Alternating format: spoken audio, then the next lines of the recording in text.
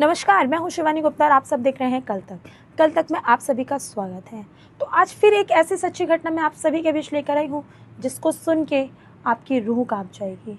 एक लड़का होता है और एक लड़की होती है, दोनों को आपस में प्यार हो जाता है और प्यार सोशल मीडिया पर होता है और प्यार इतना गहरा हो जाता है कि ना माँ दिखती है ना बाप दिखते हैं, बस लड़का और लड़की दो लोग दिखते हैं। और इस चीज़ में जब प्यार इतना गहरा हो जाता है तो डिसीज़न आगे लिया जाता है और शादी तक ये बात पहुंच जाती है। लेकिन शादी के बाद ऐसा क्या होता है जो लड़का मौत के घाट उतर जाता है?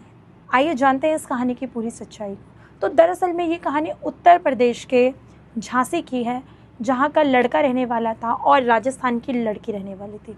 इन दोनों को इंस्टाग्राम पर प्यार होता है। इंस्टाग्राम पर एक दूसरे को फ्रेंड रिक्वेस्ट भेजते हैं और इंस्टाग्राम पर पहले इनकी फ्रेंड समझ के बातचीत होती है। जब बातचीत होती है तो काफ़ी टाइम तक एक दूसरे से मिलते हैं, जुलते हैं, घूमते हैं, टहलते हैं, अच्छी अच्छी जगह जाते हैं। क्योंकि जब रिलेशन नया होता है ना, तो लड़का जो होता है वो लड़कियों को इम्प्रेस करने की कोशिश करता है। वो चाहता है कि मैं उसके लिए वो सब कुछ कर पाऊँ जिससे वो लड़की खुश हो। लेकिन एक रिलेशन तक सीमित रहना और एक शादी करना, इन दोनों में बहुत बड़ा डिफरेंसेस हो जाता है। क्योंकि शादी एक जन्मों जन्मों का रिश्ता होता है और रिलेशन तो होता यही है कि आज दूसरा, कल दूसरा, परसों दूसरा। तो लोग रिलेशनशिप में यही करते हैं। लेकिन इस कहानी में भी कुछ नए ट्विस्ट थे। लड़का और लड़की पहले खूब घूमे थे, टहले थे, अच्छी अच्छी चीज़ें एंजॉय करी उन लोगों ने। जब दोनों की सलामंदी से, रजामंदी से शादी का डिसीज़न लिया गया, फिर दोनों अपने घर में बातचीत करते हैं। लेकिन घर वाले इस चीज़ से एग्री नहीं होते हैं। घर वाले मना कर देते हैं क्योंकि शादी इंटरकास्ट थी और अभी भी हमारे में ऐसा है कुछ कि लोग अपनी ही जात बरात में शादी कराना चाहते हैं, अलग नहीं पसंद करते हैं। लेकिन इन्होंने ज़िद करी, इन्होंने घर वालों को धमकियां दी कि हम मर जाएंगे या हम घर छोड़ के चले जाएंगे या हम भाग जाएंगे। क्योंकि आजकल ज़्यादातर बच्चे यही करते हैं, जो अपने पेरेंट्स को धमकियां देते हैं और पेरेंट्स इससे मजबूर होकर बच्चों की हाँ में हाँ कर देते हैं। इस कहानी में भी कुछ ऐसा ही था। फिर पेरेंट्स ने हाँ कर दी और इन्होंने शादी कर ली। जब शादी करके लड़की घर आई तो लड़कियां अपनी डिमांड मांगने लगी और लड़के को ज़ोर ज़बरदस्ती करने लगी, पैसा कमाने पे प्रेशराइज़ करने लगी, उसको दबाव देने लगी। क्योंकि लड़की की आर्थिक डिमांडें बहुत सारी थी। वो चाहती थी कि वो नई नई जगहों पे घूमे, अच्छे अच्छे कपड़े पहने, अच्छे अच्छे होटलों में जाए, अच्छे अच्छी जगह घूमे। लेकिन जो लड़का था वो एक सीमित इनकम करता था, वो इतना अफोर्ड नहीं कर पा रहा था कि वो लड़के के शौक़ पूरे करे। लेकिन इसमें गलती दोनों की ही है, क्योंकि लड़के ने शादी से पहले लड़की को इतना ज़्यादा दिखावा कर दिया कि लड़की को लगा कि ये तो मेरे सारे शौक़ पूरे कर पाएगा और मुझे कोई भी दिक्कत परेशानी नहीं होगी। लेकिन ये समझना चाहिए कि जब आप अपनी पसंद से शादी कर रहे हैं, जब सारे डिसीज़न आप खुद ले रहे हैं, तो आपको हर चीज़ में एग्री होना पड़ेगा। फिर आप किसी को दोष नहीं दे सकते हो। उसके बाद लड़की लड़के को बहुत प्रेशराइज़ करने लगी, उसको काम करने के लिए बोलने लगी। लेकिन लड़के ने बताया कि मेरी इतनी ही क्षमता है काम करने की, मैं अभी इतना ही पैसा कमाता हूँ।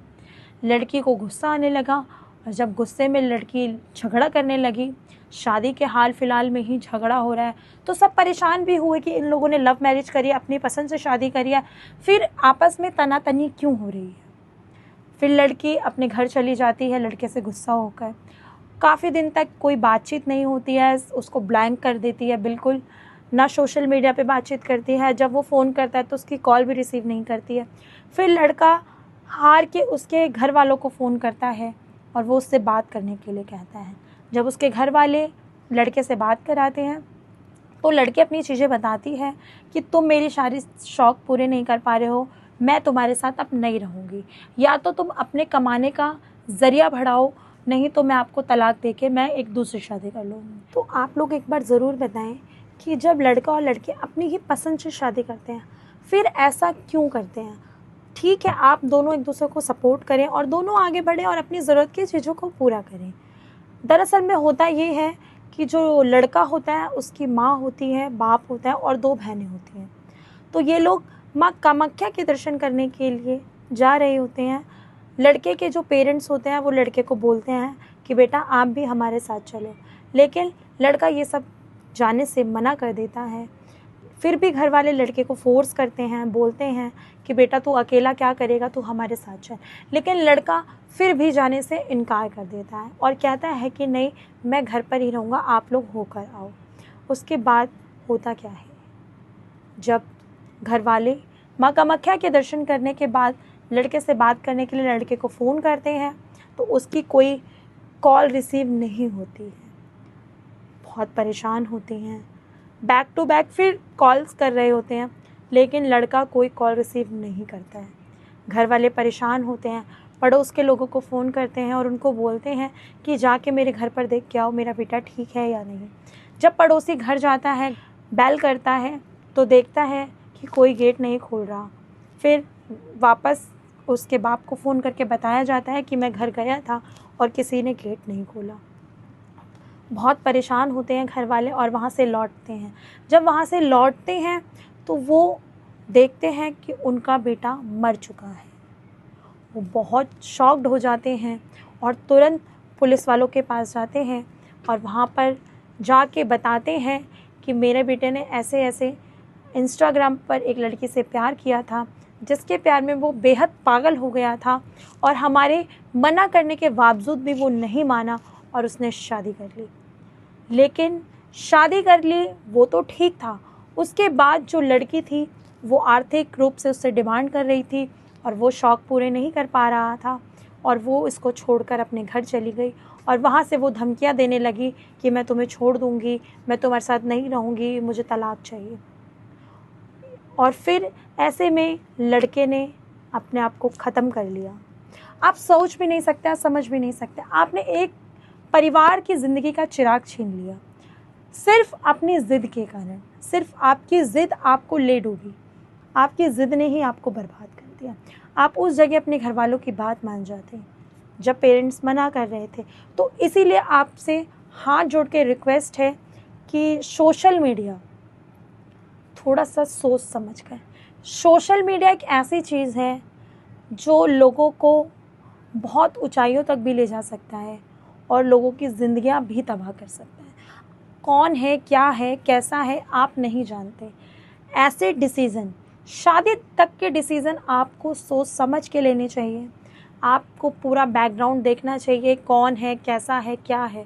लेकिन जो आजकल की जनरेशन है ना, वो प्यार में इतनी पागल हो जाती है, उसको कुछ भी समझ नहीं आता कि हम क्या गलत चुन रहे हैं, क्या हम सही चुन रहे हैं, क्या हम ज़िंदगी की आगे की सारी चीज़ों को मैनेज कर पाएंगे। लेकिन नहीं, उनको सिर्फ प्यार का भूत सवार होता है कि हाँ मुझे प्यार हुआ है, मुझे शादी करनी है, मुझे प्यार हुआ है, मुझे शादी करनी है। लेकिन शादी मजाक नहीं है, शादी बहुत आगे के जन्मों का बंधन है। तो आइएगा इस कहानी को यहीं समाप्त करते हैं। जय हिंद, जय भारत।